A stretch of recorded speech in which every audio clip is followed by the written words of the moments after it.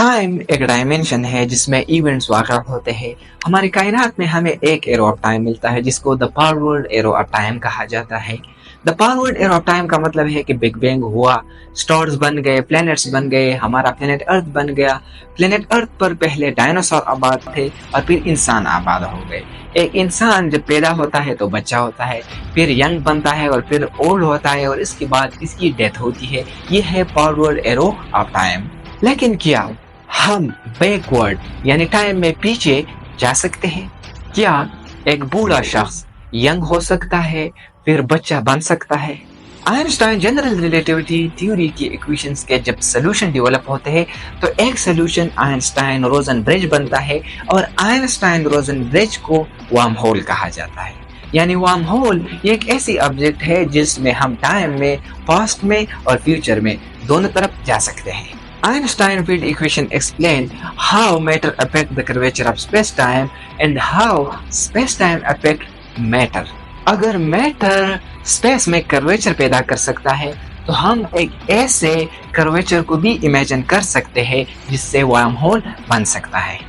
Worm hole space में 2 points के दरमियान एक शॉर्टकट, एक टनल होता है और ये 2 पॉइंट्स स्पेस में भी एक दूसरे से बहुत दूर हो सकते हैं और टाइम में भी ये एक दूसरे से दूर हो सकते हैं।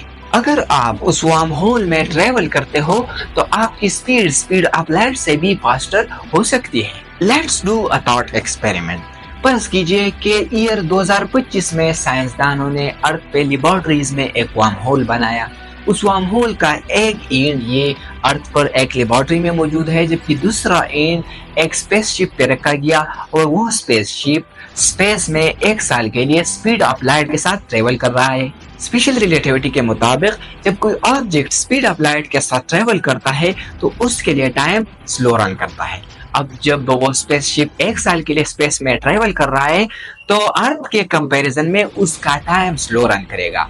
अगर वो स्पेसशिप स्पेस में 1 साल के लिए ट्रेवल कर रहा है तो जमीन पे 10 साल गुजरे होंगे क्योंकि ये है टाइम डायलेशन जो कि स्पेशल रिलेटिविटी प्रेडिक्ट करता है। उस स्पेसशिप में एक एस्ट्रोनॉट बैठा है और उस स्पेसशिप पे एक क्लॉक भी मौजूद है जो कि टाइम मेजर करता है और सेम एक क्लॉक जमीन पे उस लेबोरेटरी में भी मौजूद है। स्पेसशिप पे मौजूद क्लॉक जमीन पे लेबोरेटरी में मौजूद क्लॉक के मुकाबले में 10 टाइम स्लो रन करेगा। जब एस्ट्रोनॉट 1 साल के बाद जमीन पर वापस आता है तो जमीन पे 10 साल गुजर चुके होंगे।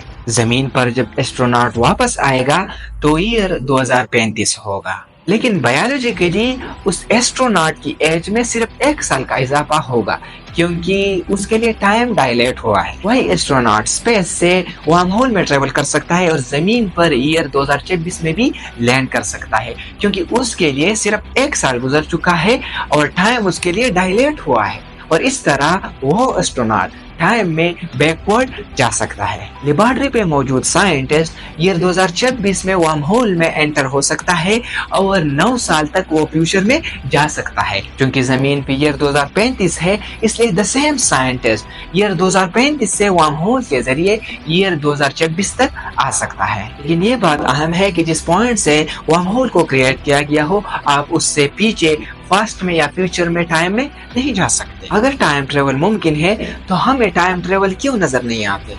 तो इसका आंसर ये है कि वर्म होल अभी तक क्रिएट नहीं हुए। बहुत साइंटिस्ट ये सजेस्ट करते हैं कि ब्लैक होल नहीं है बल्कि ये वर्म होल्स है और ये अदर यूनिवर्सेस के लिए एक रास्ता है जिसके जरिए हम पास्ट और फ्यूचर में जा सकते हैं। क्या साइंटिस्ट वर्म होल को लेबोरेटरी में तैयार कर सकता है?